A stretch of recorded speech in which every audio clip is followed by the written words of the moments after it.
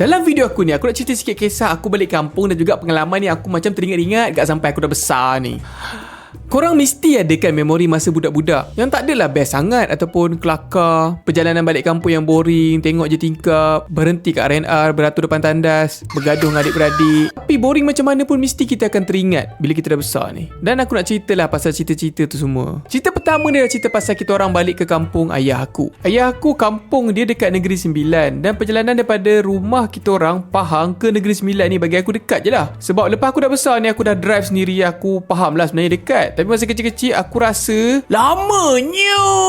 Masuk-masuk kereta tidur je pun boleh bising pula. Bila nak cerita pasal kisah aku balik ke kampung ayah aku ni, part yang aku tak boleh lupa sekali adalah part bila kita orang berhenti dekat perhentian. Dan bila cakap pasal perhentian ni, ada satu perhentian ni yang paling kita orang tak boleh lupa adalah perhentian Muazzam Shah. Perhentian ni kan memang aku tak boleh lupa lah. Sampai kan aku dah besar ni pun, walaupun aku tak lalu pun jalan tu, aku selalu teringat-ingat bila aku tengah drive sorang-sorang. Sedangkan aku ni drive daripada KL ke Pahang, aku takkan lalu perhentian tu. Perhentian ni adalah perhentian yang memang nampak usang, nampak lama. Dia ada satu taman permainan dekat belakang dia ni. Kalau kau berhenti waktu pagi ataupun petang, kau nampak indah, cantik. Kalau berhenti malam, nampak macam tempat seram. Dekat sinilah time puasa, kita orang pernah berhenti tengah-tengah pagi bersahur. Dengan orangnya ada 3-4 orang je masa tu. Dan hari tu bila aku bersembang dengan adik-beradik aku kan, dia orang bagi tahu yang tempat tu dah terbiar dah sekarang. Dan bila aku nak google je dekat YouTube, aja je lah nak tengok balik kan apa kisah-kisah dan orang cerita pasal tempat tu, tak habis-habis aku terjumpa post-post video seram. Tapi aku dah jumpa lah satu post TikTok ni yang tunjuk keadaan R&R tu sekarang. Dan dia memang dah usang dan ditinggalkan. Aku tiba-tiba rasa macam nostalgia sangat. Sebab R&R tu menyimpan 1001 memori-memori aku yang boring dan tak ada apa-apa sangat. Tapi teringat. Kenapa Siapa kat sini suka iklan? Sebab aku ada iklan sikit. Cakap pasal balik kampung dan naik kereta ni, untuk seseorang yang dewasa dan selalu keluar ke sana ke sini menggunakan kereta, aku selalu perlukan sesuatu di samping aku dan benda tu adalah phone aku. Dan semestinya aku kena letaklah phone aku ni dekat phone holder kan.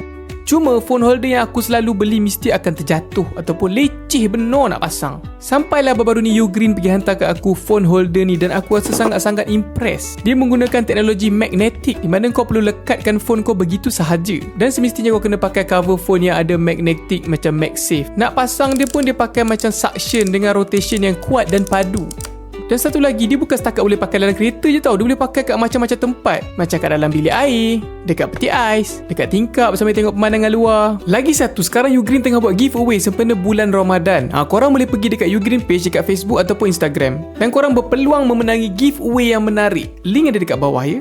Okey, jom kita sambung balik cerita. Kembali kepada cakap pasal perhentian tadi lah kan. Ada seorang family aku ni, kalau lalu perhentian je dia mesti nak berbuka. Tak lain tak bukan adalah mak aku.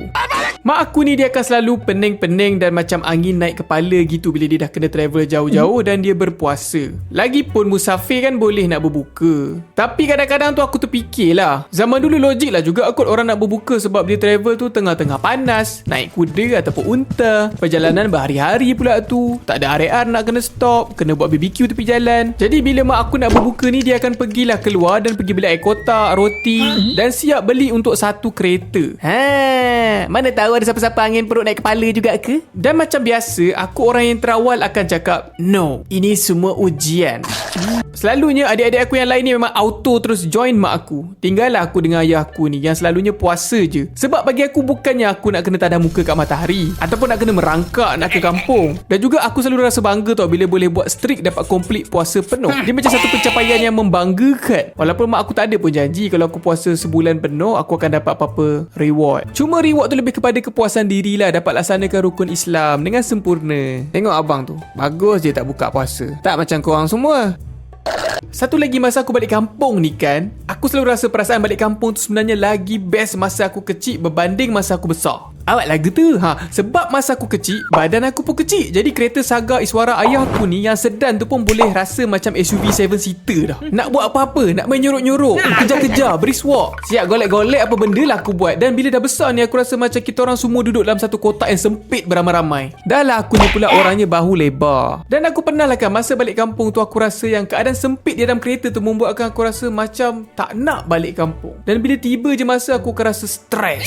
Dah lah berjam-jam kena bersepik-sepik ramai-ramai. Lepas tu selalunya untuk rasa aku tak terseksa masa tu, aku akan tidur je sepanjang perjalanan. Dan masa aku tengah remaja dulu, benda ni betul-betul buat aku stres. Mungkin hormon aku tengah tak stabil masa tu. Ayah aku ni sebenarnya memang plan nak bagi kita orang ni balik kampung macam raja. Seat luas, kaki boleh lunjur panjang-panjang. Cuma dia tak mampu, tu je. Dan aku pula masa tu tak mampu untuk faham. Adik-adik yang tengok dekat rumah tu, janganlah komplain bila balik kampung kena naik bas ke naik lembu ke. Yang penting mak ayah kita ni dah usaha nak bawa kita balik kampung. Sebenarnya bila fikir balik kan, kena bersahur dekat R&R, kena tahan puasa dalam kereta dan menyempit dengan adik-beradik. Semua ni buat aku rasa tiba-tiba rindu tau bila fikir balik yang momen ni semua. Dia datang dan pergi. Bye-bye. Dan mak ayah kita ni, dia ada juga masalah dia sendiri dalam nak bawa kita balik ke kampung. Yelah, kita bukan fikir sangat pun benda tu. Aku lagi terfikir kenapa kuih samprit macam bunyi trompet. Aku selalu tersasul kuih serampet. Semoga semua orang yang nak ke kampung tu akan selamat sampai ke destinasi. Dan jumpa lagi dekat next konten Sumi pula lepas raya. Bye. Assalamualaikum semua dan salam sejahtera kepada peminat dan penonton di serata alam.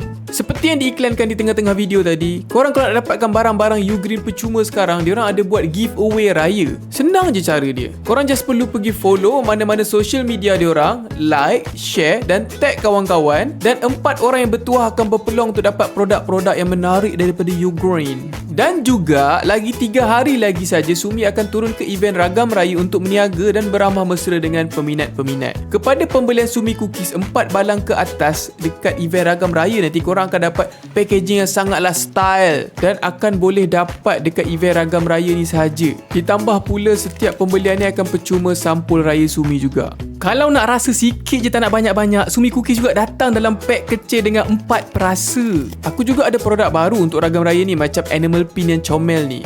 Animal ke butang baju raya ni? Confused kan? Dan macam biasalah, merch-merch lain pun akan turut ada. Jumpalah ya kita dekat sana nanti. Okay, bye. Assalamualaikum.